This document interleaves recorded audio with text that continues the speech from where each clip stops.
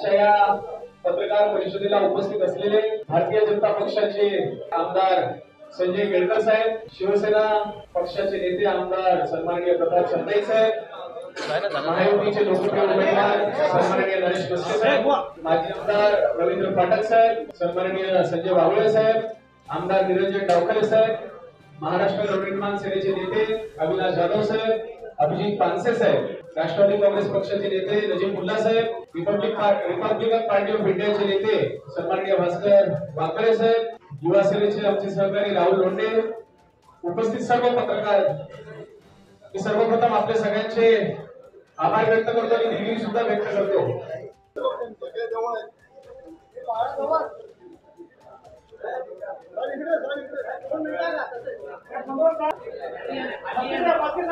भारत माता की जय, भारत माता की जय, वंदे मातरम। आज आपल्या महायुतीचे लाडके उमेदवार नरेश मस्के साहेबांचा वचननामा प्रसिद्ध झालेला आहे। एक आनंदाची बाब आहे की कार्यकर्ता आमचा, उमेदवार आमचा म्हणून त्यांनी वचननाम्यामध्ये एक सिद्ध केलेलं आहे की त्यांचा दूरदृष्टिकोन आणि ठाण्याला या लोकसभेच्या क्षेत्रात भेडसावणारे प्रत्येक प्रश्न त्यांनी आपल्या वचननाम्यामध्ये बारकाईने घेतलेले आहे। आनंद होतो की आज आपण नागरिकांसमोर जात असताना आपल्या उमेदवाराची दूरदृष्टी, त्यांचा अभ्यास, प्रत्येक विषयाचा ज्ञान आणि त्याला कसं सोडवता येईल तो त्यांचा प्रयास आणि त्यांची जिद्द, त्याच्याने आपण वचननामा प्रसिद्ध केलेला आहे। नक्की या वचननाम्याला वचनपूर्ती मस्के साहेबांकडून 100% होणार आहे हे असा आम्हाला विश्वास आहे। आणि नक्की महायुतीच्या आपल्या या लाडक्या उमेदवाराला आम्ही सर्वजण जास्त मताने निवडून देणार आणि हे वचन पूर्ती नागरिकांसमोर घेऊन जाणार एवढा मी विश्वास आहे।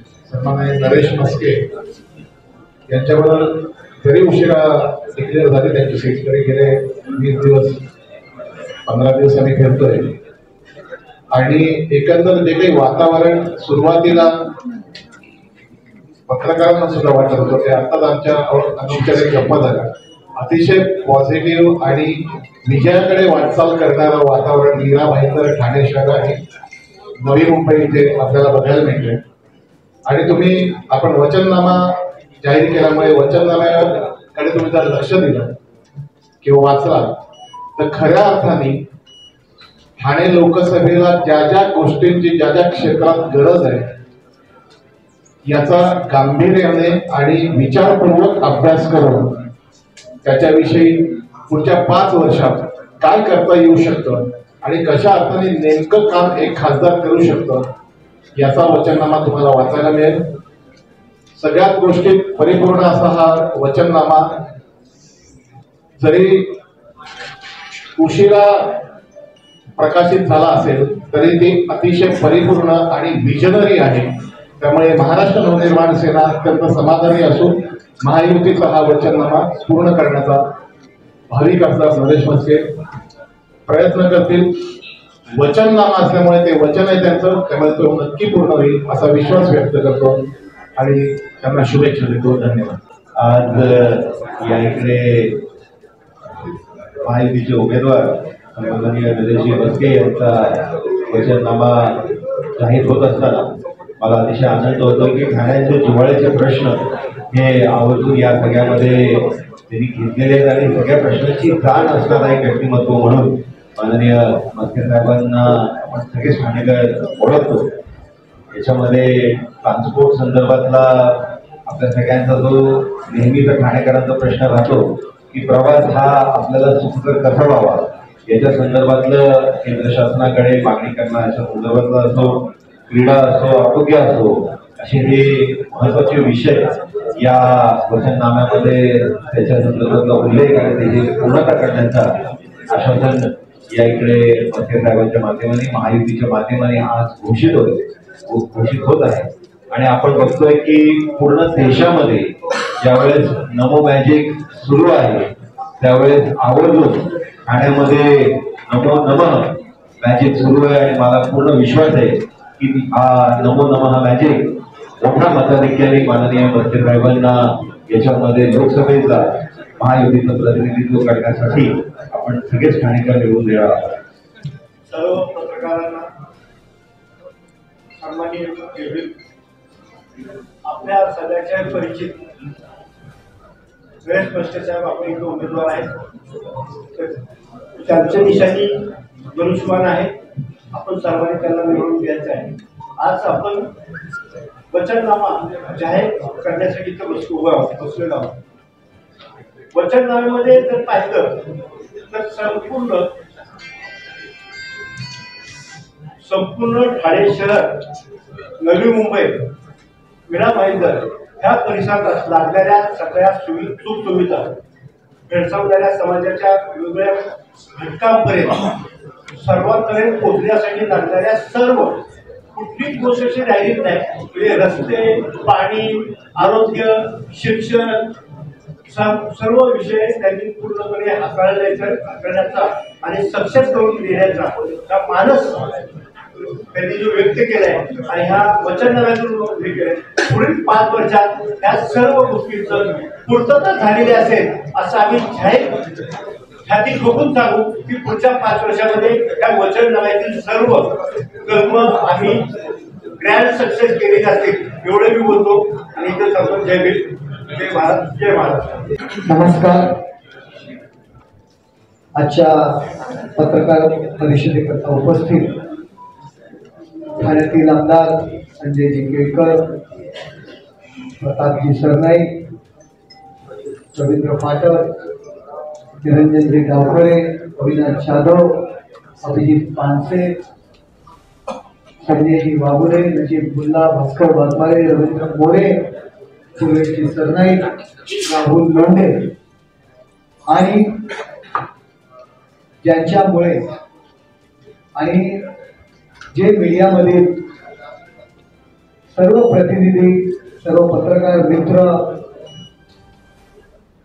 पत्रकार परिवार की ज्यांनी विद्यार्थी दशेपासून, विद्यार्थी काळापासून हा नरेश म्हस्के या राजकारणात आला, कुठलीही पार्श्वभूमी नसताना केवळ आपण दिलेल्या माझ्या कामाला, माझ्या आंदोलनाला आपण प्रसिद्धी दिली आणि त्यामुळेच नगरसेवक, महापौर आणि आता खासदारकीचा उमेदवार हा टप्पा गाठू शकलो.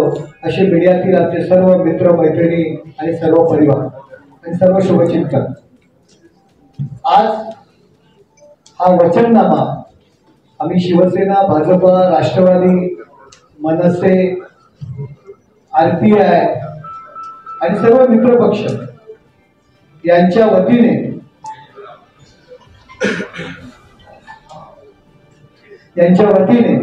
आज हा प्रकाशित करीत आहे.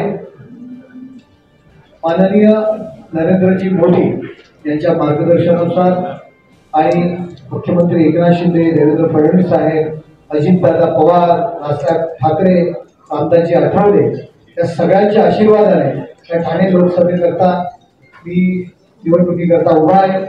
माझा पहिला टप्पा जो आहे तो परवा पूर्णपणे 6 विधानसभामध्ये मतदारसंघामध्ये जाऊन लोकांचा आशीर्वाद घेण्यापर्यंत, मतदारसंघापर्यंत पोहोचण्यापर्यंत पूर्ण झालेला आहे आणि कालपासून दुसरा टप्पा आपण सुरू केलेला आहे.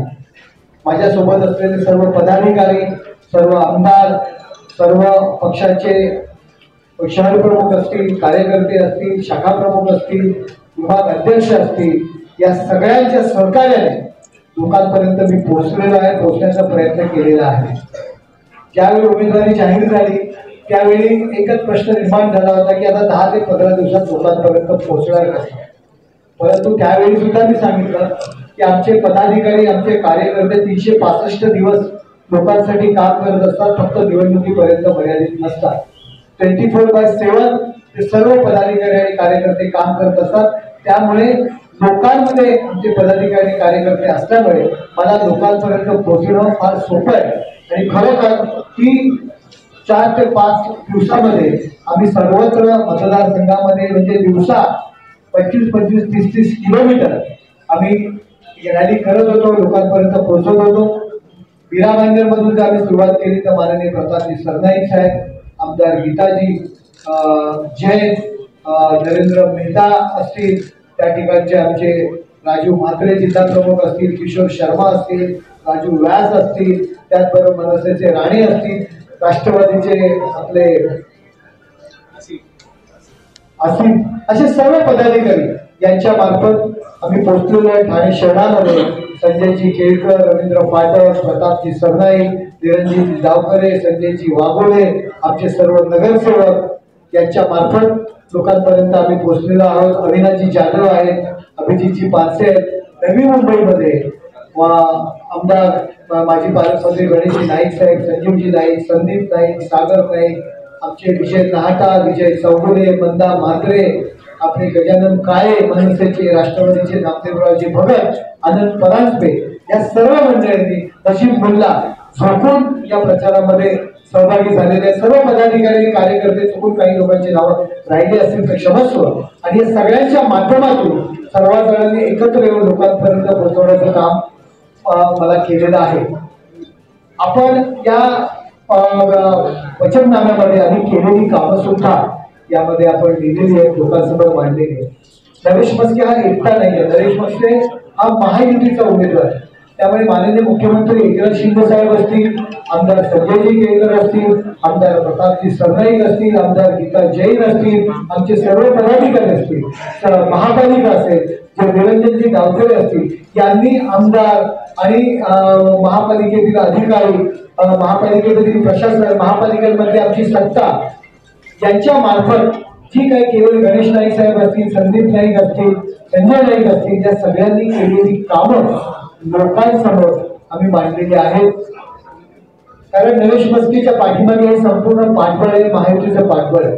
आणि वचननामा जे आपण म्हणतो, आपण काय करणार आहोत, त्या काय करणाऱ्यामध्ये सुद्धा स्थानिक आमदार प्रतापजी सरनाईक असतील, संजयजी केळकर असतील, गणेशजी नाईक साहेब असतील, या सगळ्यांचा सल्ला मसलत करून ही प्रत्येक शहरवार की नवीन काही जे काही प्रोजेक्ट करणार आहोत ते तुम्ही लोकांसमोर आम्ही मांडणार आहोत. सर्वच प्रोजेक्ट या ठिकाणी मी आपल्यासमोर सांगणार नाही, आपल्यासमोर आम्ही आमचं पुस्तक लिहिलेलं आहे.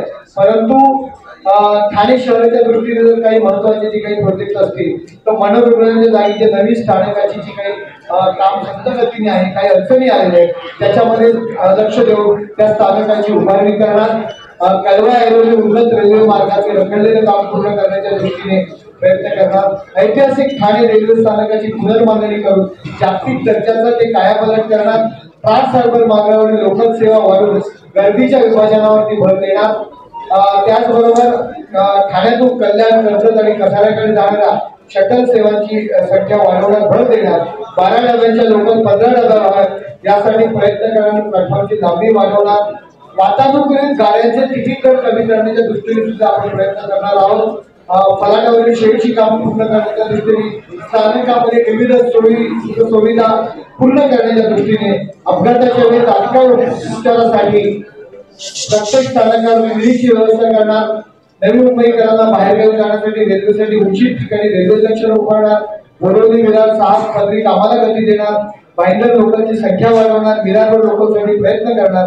विरार रोड भाईंदरहून 15 डब्याच्या लोकांची संख्या वाढवणे, एसी गाड्यांची संख्या वाढवणे. त्याचबरोबर आरोग्याच्या दृष्टीने सुद्धा एम्सच्या धर्तीवरती एम्स जर एखाद्या ठिकाणी जर रुग्णालय उभारलं तर बरेचसे विषय आपले दूर होतात आरोग्याच्या दृष्टीने. एम्सच्या धर्तीवर नवी मुंबईमध्ये सुसज्ज आरोग्य सुविधा केंद्र रुग्णालय उभारणार.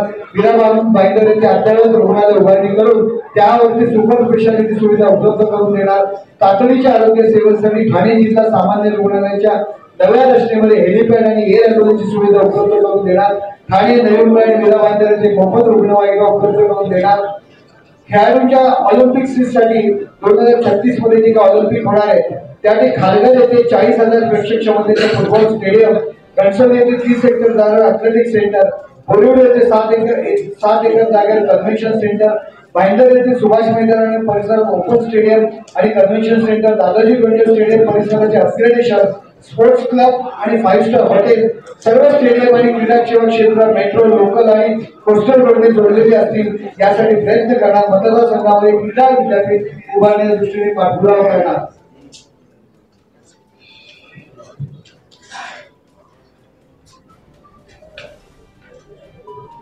वेगवान प्रवासाच्या दृष्टीने सुद्धा प्रयत्न करण्याच्या दृष्टीने सुद्धा काही योजना अपेक्षित आहेत.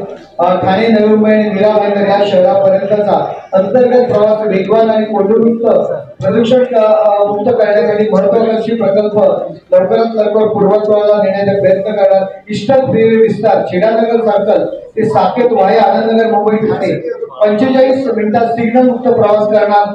ठाणे कोस्टल रोड गायमुख ते साकेत TCR 1 पालपूर ते चेंदडी TCR 2 अवजड माल वाहने ठाणे शहरावरून जाणार. कोस्टल रोड ईस्टर्न फ्रीवेला जोडणार. ठाणे ते बोरिवली हे अंतर 20 मिनिटात पूर्ण करण्यासाठी प्रस्तावित बोगद्याचं जे काम सुरू आहे त्याला चालना देणार. तीनाथ नाका रिमॉडेलिंग 12 मिनिटाचा सिग्नल 2 मिनिटापर्यंत देणार. Virar Alibag multimodal corridor JNPT उत्तर भारतात जाणारे अवजड वाहने नवी मुंबई आणि ठाणे शहरातून येणार नाही अशा पद्धतीने प्लॅनिंग करणार. मुंबई वडोदरा सुपर एक्सप्रेस हायवेला MPU ला चालना देणार. नवी मुंबई एअरपोर्ट सुपरफास्ट प्रवास पटणी ते नवी मुंबई एअरपोर्ट व्हाया कोपरी सिमलेस कनेक्टिव्हिटीसाठी एलिव्हेटेड मार्ग उभारणार. वडवंतर रोडवरून खाली पलीकडे विकसित होत असलेल्या नवीन ठाण्याची कनेक्टिव्हिटी वाढवणार. त्यासाठी कोलशेत, वाघबीळ व गायमुख या 3 खाली पुलांची उभारणी. मीरा भाईंदर शहरातील अंतर्गत वाहतूक व्यवस्थेचे रिमॉडेलिंग करणार. वाशी ते कोपरखैरणे घनसोली एलिव्हेटेड रोडचे काम मार्गी लावणार. दहिसर भाईंदर लिंक रोड तसेच वसई विरार थेट रस्ता कामाला गती. वडाळ ते कासारवाडा ते गायमुख या मेट्रो 4 आणि मेट्रो 4 चे काम पूर्ण करून पुढील महिन्यातच या मार्गावरील प्रवासी सेवा सुरू करण्याच्या दृष्टीने प्रयत्न करणार. मुंबई अहमदाबाद बुलेट ट्रेनची स्टेशन पालघर, बोईसर, म्हातारडी आणि BKC येथे आहेत. त्याने ठाणे मतदारसंघात निर्माण होणाऱ्या विविध संधीचा उपयोग करून देणार. मानपूर नवी मुंबई कनेक्टिव्हिटी करणे. नवी मुंबई विमानतळ ते नवी मुंबई शहराच्या मेट्रो कनेक्टिव्हिटीसाठी प्रयत्न करणार. केंद्र सरकारच्या सागरमाला योजनेअंतर्गत ठाणे जिल्ह्यातील जलवाहतुकीला चालना देणार. वसई भाईंदर ठाणे कल्याण बेलापूर या भागातील जेटीची कामे तातडीने पूर्ण करून घेणार. प्रवासीसाठी सेवेसाठी वॉटर टॅक्सी सेवा सुरू करणार. जेटीच्या परिसरात वॉटर स्पोर्ट्सला चालना देणार. पहिला झोपडपट्टी मुक्त मतदारसंघ अनेक अनधिकृत धोकादायक इमारतीमध्ये वास्तव्यास असलेल्या कुटुंबाच्या डोक्यावरची ताकदी तलवार दूर करणार. ठाणे शहरात सुरू असलेले ऐतिहासिक क्लस्टर योजना मीरा भाईंदर आणि नवी मुंबई परिसरात लागून धोकादायक इमारती आणि झोपडपट्ट्यांमध्ये वास्तव्यास असलेल्या कुटुंबाला दिलासा देणार. पुढील 10 वर्षात 5 लाख कुटुंबांना पक्के आणि हक्काचे घर देण्यासाठी नियोजन. झोपडपट्ट्यांच्या जागी सुमारे 2000 हेक्टर जागेवर कांदळी उद्यान आणि मरीन पार्क उभारणार. प्रगत आणि स्मार्ट शहराची उभारणी. पर्यावरण संवर्धन आणि प्रदूषण मुक्तीसाठी प्रयत्न करणार.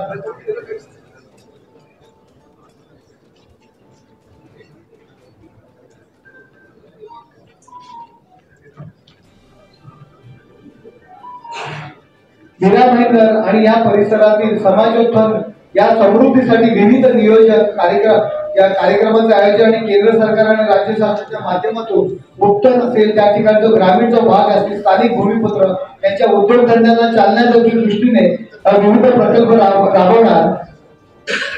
उद्योग रोजगारांना वाढते बळ देण्याकरता केंद्र शासनाचा उपयोग करणार. विविध नमो महारोजगार मेळाव्यातून तरुणांना रोजगार उपलब्ध करून देणार. नवी मुंबईच्या विकासासाठी सुद्धा हिसार आणि SID सारख्या आवश्यक यंत्रणा कार्यान्वित करून जलद गतीने नवी मुंबई झोपडपट्ट्यांचा विकास करणार. झोपडपट्टी धारकांना स्वतःच्या मालकीची घरं देणार. सिडकोच्या जमिनी फ्रीहोल्ड करणार आणि सिडकोची NOC प्रथा बंद करणार. 500 चौरस फुटापेक्षा कमी क्षेत्रफळाच्या मालमत्ता आणि मालमत्ता कर माफ करणार. पूर्व झोपडपट्टी विभागात 200 खड्ड्यांचं अत्याधुनिक रुग्णालय उभारणार. उद्योग रोजगारांना वाढते बळ देण्याच्या दृष्टीने मुद्रा लोनचे लाभार्थी वाढवून उदयोन्मुख उद्योजकांना प्रोत्साहन देणार. ठाण्यात CD देशमुख प्रशिक्षण केंद्राच्या धर्तीवर केंद्रीय लोकसेवा आयोग आणि राज्य लोकसेवा आयोगाच्या परीक्षांसाठी स्पर्धा परीक्षा केंद्र सुरू करणार. धर्मवीर आनंदी स्वयंरोजगार योजनेच्या माध्यमातून नोकऱ्या देणारे हात घडवणार. विविध महिला आर्थिक त्यांना मदत करण्याच्या दृष्टीने योजना करणार. विधवा महिला असतील त्यांच्या दृष्टीने विविध रोजगार योजना आखणार. अशा पद्धतीने विविध संकल्प आपण करण्याचे योजले आहे. केंद्रामध्ये असलेलं शासन आणि राज्य शासन या दोघांच्या मध्यस्थीमुळे आणि माननीय मुख्यमंत्री एकनाथ शिंदे साहेब या ठाणे शहरातले ठाणे लोकसभा क्षेत्रातले असल्यामुळे आपण या ठाणे जिल्ह्याला आपण एक वेगळं आकार आणि उकार आणि चांगलं शहर म्हणून बनवण्याचं नक्कीच आपण प्रयत्न करणार. तुमची साथ हवी आहे. तुम्ही आमच्या विविध कार्यक्रमांना, विविध उपक्रमाला वेळोवेळी प्रसिद्धी देता, लोकांपर्यंत पोहोचवता. अशाच पद्धतीने तुमचं प्रेम आमच्यावर राहू द्या आणि या नरेश म्हस्के, तुमच्यामध्ये वावरणारा नरेश म्हस्के यांना लोकसभेपर्यंत जाण्याकरता आपण मदत करा एवढीच विनंती करतो आणि माझे या ठिकाणी 2 शब्द संपवतो. जय हिंद, जय महाराष्ट्र. माननीय आमदार संजयजी केळकर आपल्या समोर विवेचन करतील. सर्व पत्रकार बंधू भगिनींना नमस्कार. आज या ठिकाणी महायुतीचा आणि महायुतीचे उमेदवार नरेश म्हस्के यांचा नमो नमा वचननामा आणि कर्तव्यपूर्ती असं दोन्ही या आज जे प्रकाशन झालं त्या अहवालामध्ये दिलेलं आहे, ज्याचं विवेचन आपले उमेदवार आमचे नरेश म्हस्के यांनी तपशिलामध्ये आपल्याला केलेलं आहे.